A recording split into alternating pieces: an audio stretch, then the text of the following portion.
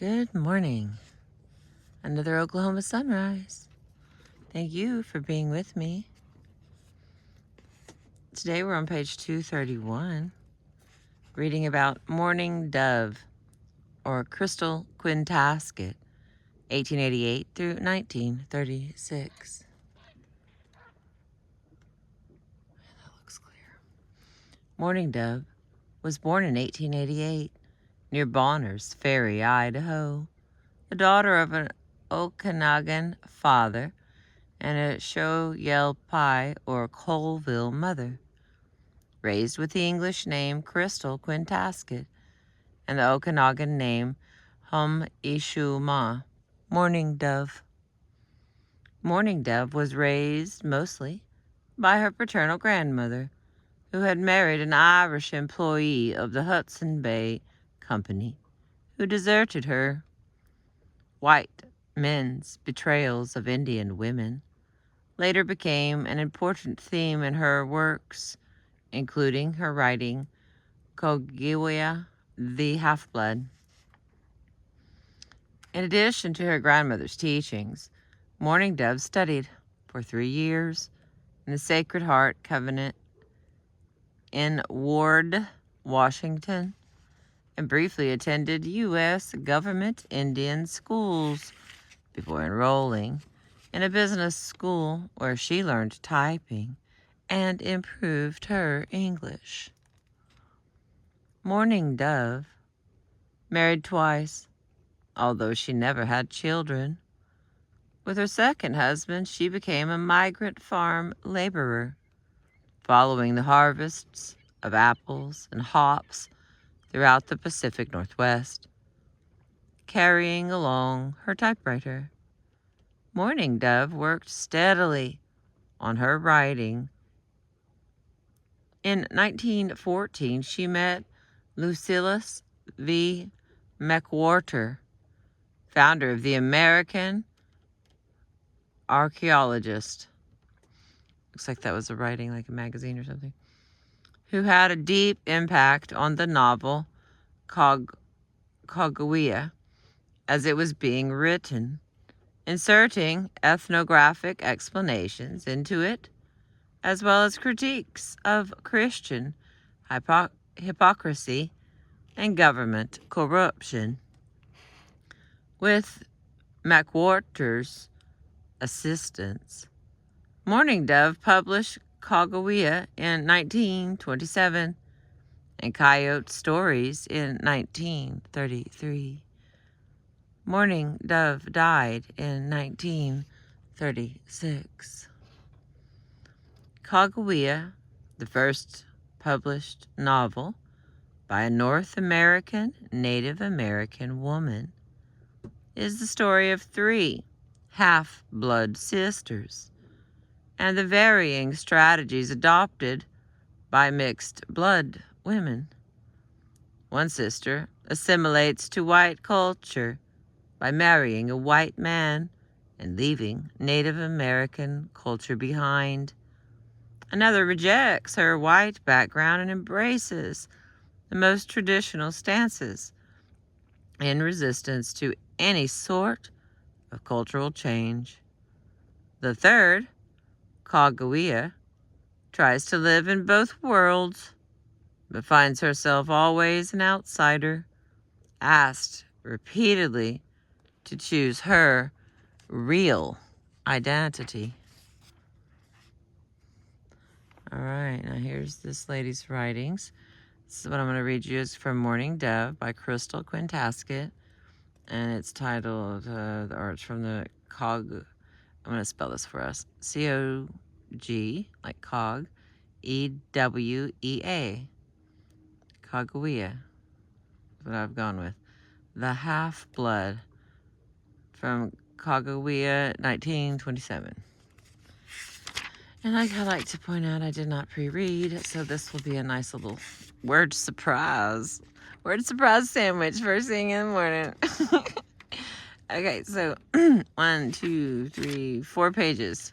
They're just covered in words. Okay, so here we go, friends. Stay with me. I appreciate you. Cogadiwea, the half-blood. It was sunset on the river Pend d'Orelli, the last rays of the day god glinting through the tangled vines, screening the great porch of the homestead of the Horseshoe Brand Ranch, fell upon a face of rare type. The features were rather prominent and well-defined. The rich olive complexion, the grave, pensive countenance, proclaimed a proud descendant from the only true American, the Indian. Of a mixed blood was Cogadiwea, a breed, the socially ostracized of two races. Her eyes of the deepest jet sparkled when under excitement, like the ruby's fire. Hair of the same hue was as lustrous as the raven's wing, falling when loose in great billowy folds, enveloping her entire form. Her voice was low and musical, with a laugh to madden the gods. Cogadiwea's mother had died when she was but a small child, and her father, Bertram MacDonald, had followed the gold rush to Alaska, leaving her and two sisters to be cared for by the old Indian grandmother. Through the aid of friends, an inherent principle in Indian life, the wolf was kept from the teepee door. During all the long years, no word had come from the silent north, and it was supposed that this father had succumbed to death in the realms of storms and ghastly whiteness. Oftentimes the camas and salmon were not plentiful in the Smoky Lodge, and the little orphans were no strangers to hunger. But despite this, the children were endowed with good health and vigorous constitutions, due to the devoted care of the primitive-minded grandmother. Life in the open, the sweat house and cold river baths had stamped their every fiber with bounding vitality. Cogadiwea, more than her two sisters, was own-headed and at times willful. She could ride well and made long strolls into the bordering mountains. These runaway trips were not unattended with danger, and consequently were a source of considerable solicitude on the part of the old grandparent. Unlike other children, the repeated warnings that Sanea would snatch her had no effect. Contrary to all precedent, the little breed defied this dreaded devourer of children by extending her rambles further and still further into the luring wilderness. Like some creature born of the wild, neither fancied nor actual dangers deterred her from her set course. At last, notwithstanding her antipathy to the culture of the pale face, the aged squaw was constrained to listen to the pleadings of the good sisters, and at the age of 12, the little woods savage and her two sisters were placed in the convent school. This measure was resorted to only after Cogadiwea returned one evening, her horse bearing an ugly cut on its hip, received from the claws of a cougar. The fierce animal had leaped from a tree, and the child escaped only through the agility of her mount with a mighty bound the horse had thwarted the hungry cat of its prey, with no other injury than the knife-like wound, neither deep nor serious. The weaning process from the old life was slow, but in time, Kagajawea adapted herself to the new conditions and was an apt student. She seemed to imbibe knowledge, and not content with the scant learning there afforded. And looking to the future, she crossed the continent and entered the Carlisle Indian School, from which she graduated with high honors at the age of 21. Such was Kagajawea, Chipmunk of the Okanogans, the breed girl with the hypnotic eyes, who stood dreaming on the vine-clad porch of the H.B. Ranch, the home of her oldest sister, Julia Carter, an ambitious girl, and although having passed through the mill of social refinement, she was still, thanks to early training, whole-hearted and a lover of nature. The wild appealed to her. Since her return from school, her everyday companions had been the cowboys of the ranch.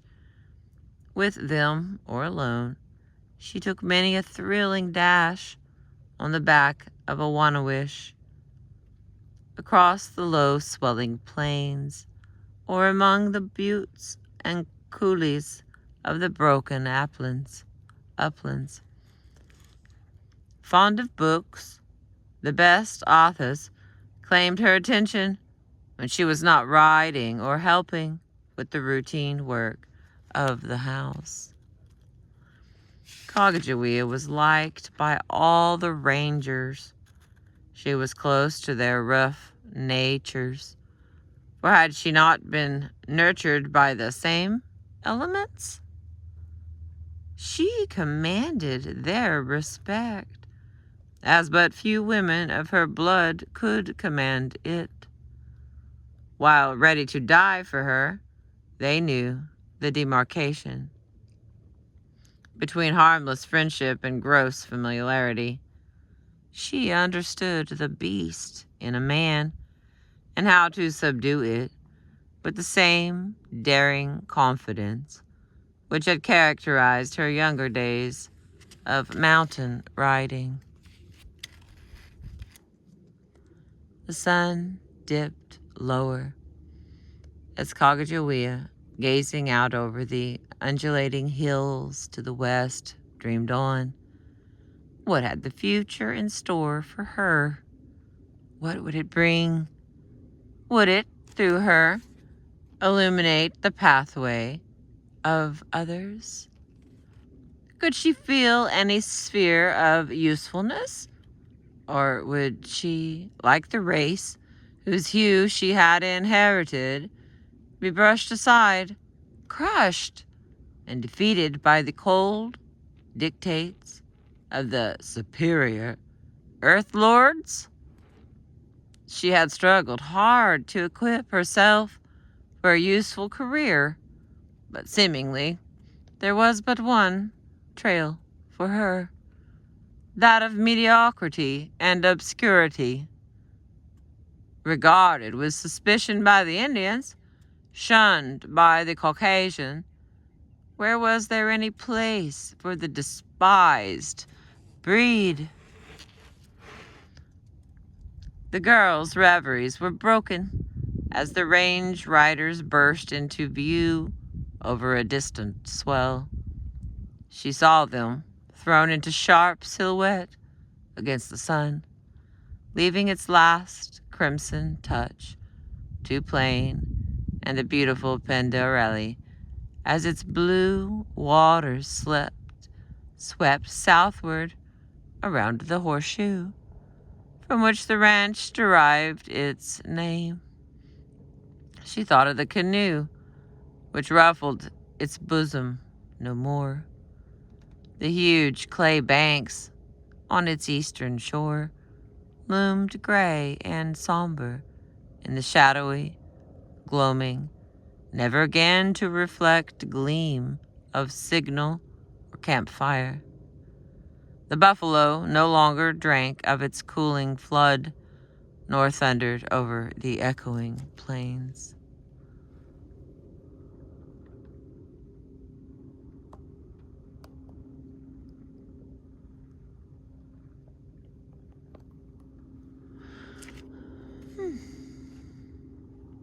Cagajuia turned to the east, where the great Rockies, towering and majestic, were still bathed in the ruddy glow of the sunset.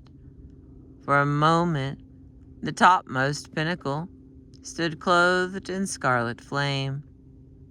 Then the dusky wing of night, sweeping from eastern realms, fell darkening over all. Cagajuia imagined that the time-grizzled peak beckoned a parting farewell, and a chill of loneliness struck to her heart. The world was receding, and she buried her face in her hands to suppress the sob which welled to her lips. Then the sound of hoofbeats broke upon her ear as the riders came cantering to the barn corrals. There is magic in the rhythmical chime of hoof music, inspiration, exhilaration. Instantly, the girl of moods forgot her brooding with a light-hearted impulsiveness, ran down the intervening slope to where the 5 cowboys were unsaddling their mounts. No prudishness marked the movements of this strange, self-reliant girl. The product of an epic false modesty, the subterfuge of the weak, had no part in her makeup. Before reaching the gate, she was greeted with the cheery, "Hello, sis," from James LeGrinder, the ranch foreman. Cagajuia returned the greeting in the same free way. Jim, as he was commonly called, was also a half-blood. He was a tall, spare-built man of sinewy limb, wiry in his action. His black eye was keen and restless. A scanty mustache adorned his sensitive lip, which he was wont to pull and twist when in deep thought or anger. When this danger signal was observed, the boys steered clear of their foreman. With strong, well-chiseled features, his bronze face was handsome for one of its type. As a rider, he had no equal on the range, and was an artist with the rope.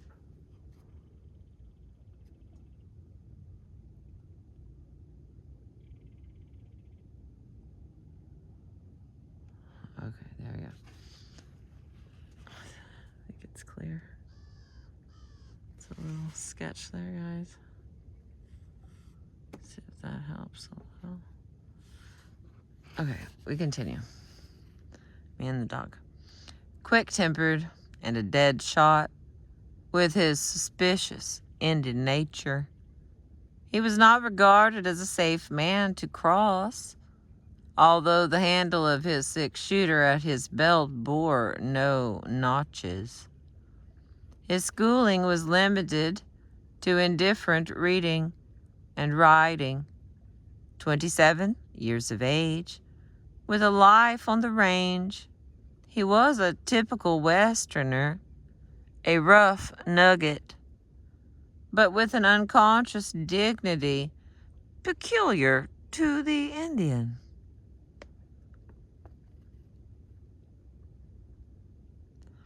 All in all, Jim was hardly the social equal of the Carlisle maiden. He assumed the role of a brother protectorate over Cogajawea, hence the sis with which he addressed her. He betrayed his love for her in his own simple way, which at times appeared to the other boys as not exactly brotherly. Cogajawea had not resented this attention. She was coquettishly blind and had encouraged poor Jim with her jokes, which he took as reciprocal. Had she realized the true emotions in that strong, impulsive bosom, she certainly would have been more careful. She was toying with fire. Cogajawea waited till Jim had his horse rubbed down and stabled before they walked to the house side by side, under the knowing glances of the other riders. "Lucky dog," declared the white owner of the stock ranch. John Carter, who regarded Jim as a suitable match for his favorite sister-in-law. He hoped someday that his foreman excuse me. He hoped someday that his foreman would become a junior partner of the H.B. brand. John Carter was of Scotch descent, a well-built man of middle age, good-natured and amiable. Marrying his half-blood wife when she was but 16, he was more of a father to Cogajawea than otherwise. Nor was she slow to take advantage of his fondness for her, and was seldom refused any favor she might ask. Her escapades sometimes annoyed him, but she never failed to get back into his good graces with an additional link forged about his great, affectionate heart. Oh, wow. And that was that. I love that he was someone was around 27 and they were in their middle age. That was lovely. My word. Let's see how long this next one is. If I can fit it in here or not. I'm a 27-minute video.